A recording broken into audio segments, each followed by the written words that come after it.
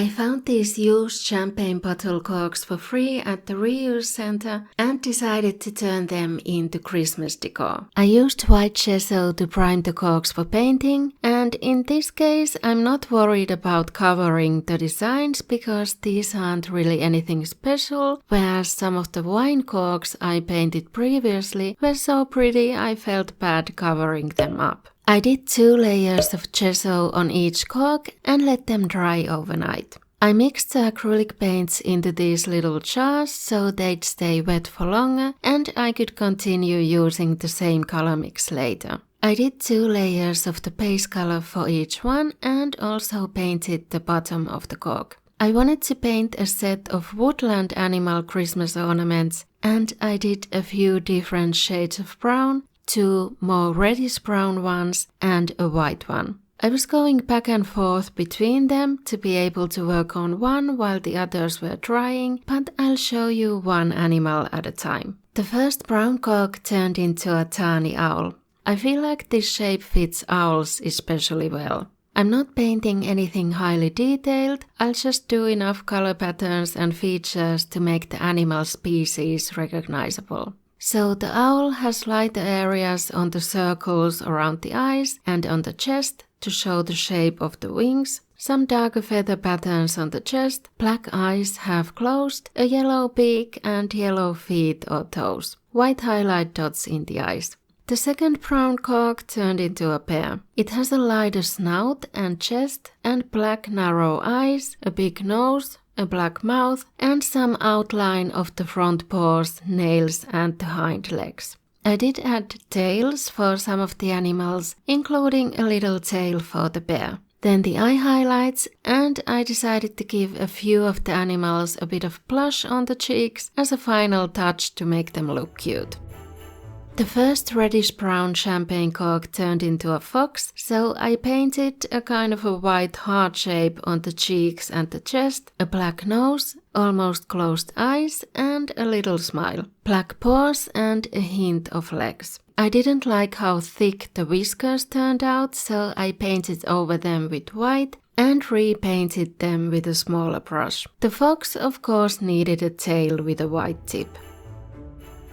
I deliberately chose corks of different sizes and shapes, so the small reddish-brown one became a squirrel. Although, as I'm looking at it in hindsight, maybe it just looks like a cat. But anyway, I gave it a white snout and chest, big eyes, a black nose and mouth. The whiskers did turn out weird again, but I let them be. 2 highlight dots for each eye this time, since the eyes were so big. And it obviously needed a tail.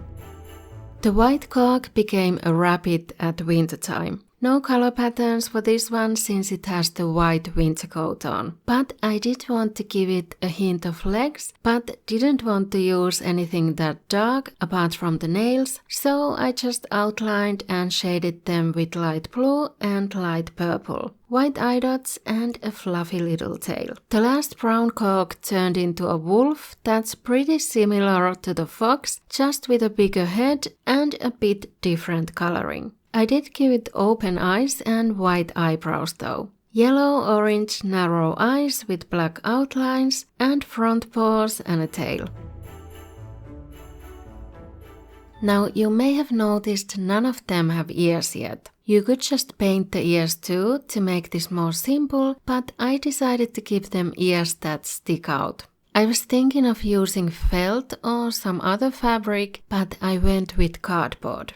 I cut out the ears from cardboard and left some extra under them. And I carved out little holes for them on top of the cork with a carpet knife, added a couple of dots of water-based crafting glue and stuck the cardboard ear in there and kept pressing for a while to let the glue dry. And then primed and painted the ears too once the glue was dry. Since these are supposed to be Christmas tree ornaments, they need some type of hooks or hoops for hanging them. I decided to use metal wire. It has to be thick and strong enough to push into the cork. You just fold it and cut it with pliers and hold it closed or fold it with the pliers and press it into the top of the cork in the middle to turn it into a hoop.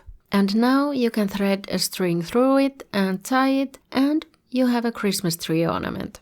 The ears do make these a bit fragile, because the cardboard might bend or come loose, but a couple of them did fall while I was taking the final photos and they were fine. I think I might varnish them to make them more durable though. These could maybe be used as keychains or back charms too. But if you want to turn the corks into a longer Christmas bunting instead, I'll show you how I did that in this video. See that I've had this package for a year